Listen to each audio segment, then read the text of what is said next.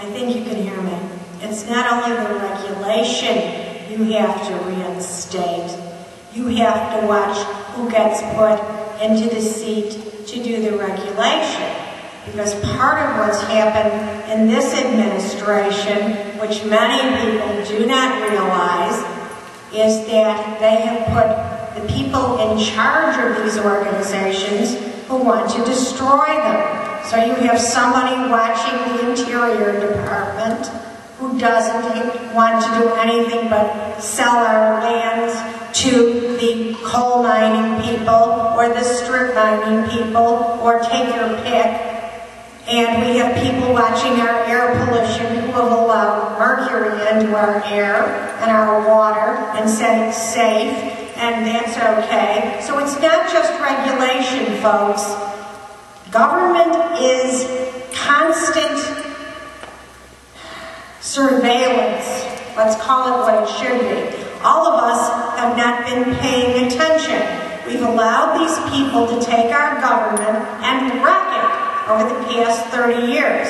And a long time ago somebody said, those who don't know our history are bound to repeat it.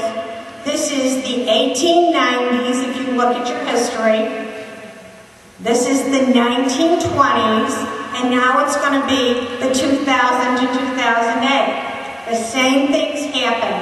All these people came in, we weren't paying attention, and this is what happens when people don't pay attention to what their government is doing.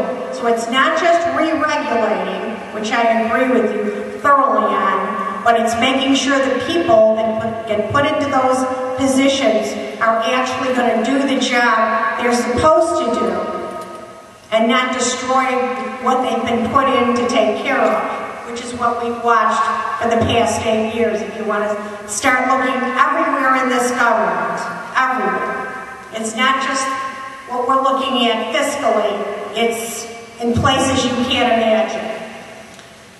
Right, I agree wholeheartedly with that, and two thoughts on it. One is, at the federal level, the key to get people who are really going to do their jobs in is who we elect as president. And we need to get, I think we need to get Obama in as president to make sure we get people doing their jobs in government. It's not just Obama. It's got to be whoever follows him if he gets elected. It is a constant thing, people.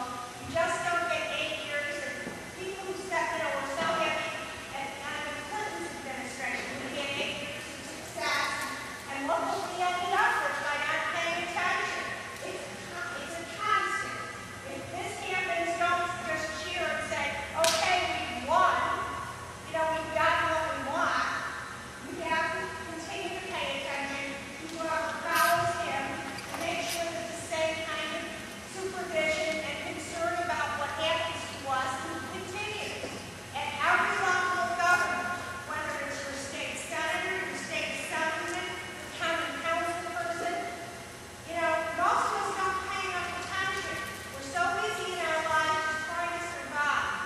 And I honestly think part of the problem that we've got is they've made us so busy, purposely. So we are restricted because so many of you are coming up in families where your parents are working 24/7 just to keep you in school and put food on the table. They don't have time to pay attention to all this stuff. Meanwhile, everything's being stripped away from us.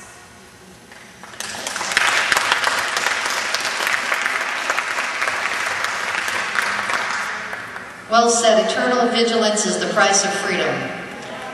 We have to keep an eye, not just, elect good people in, but keep an eye on them when they're in there. And we have let our democracy slip away from us in ways large and small, in terms of the economy with the free marketeers and deregulation, in terms of the politics. How do we make sure they're going to be making sure every eligible voter is allowed to vote and that that vote is counted accurately? We really must be vigilant to preserve our democracy. People fought and died in the American Revolution up to the suffragists to make sure that we have the country we have now. It is slipping away unless we take action. now, it could be gone. So that really is up to us, I agree. Yeah. If you look at the 10 things that make a government a fascist government, if any of you are familiar with them, if you are not, you should look them up. We are about 8.5 steps there, folks. Yeah, actually. It's frightening when you think about it. I hope most of the young people do know what I'm talking about. I know the people my age know what I'm talking about. We are that close. If we don't start paying attention, we aren't going to have democracy. We're going to have it left. It's being stripped away from us. There's a great speech that author Naomi Wolf gave, which is on the YouTube, which I encourage everyone to look at.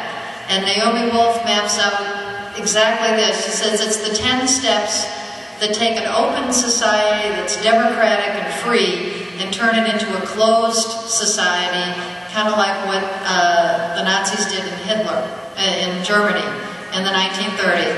And she maps out, step 1 all the way through. You get it's not like you go from a democracy to a closed state overnight. It's a period of time. And just because we've reached a certain level doesn't mean that we can't go back. In fact, it was shocking to me when I went to Kabul, as Marilyn mentioned, and I ran this leadership seminar for the women of Afghanistan. And I was shocked to learn that the women of Afghanistan wasn't like they were still stuck in the feudal times. The women of Afghanistan had had great freedom. They had had universal education, women were doctors, women were lawyers, they were professors, they had, very much like, modern America.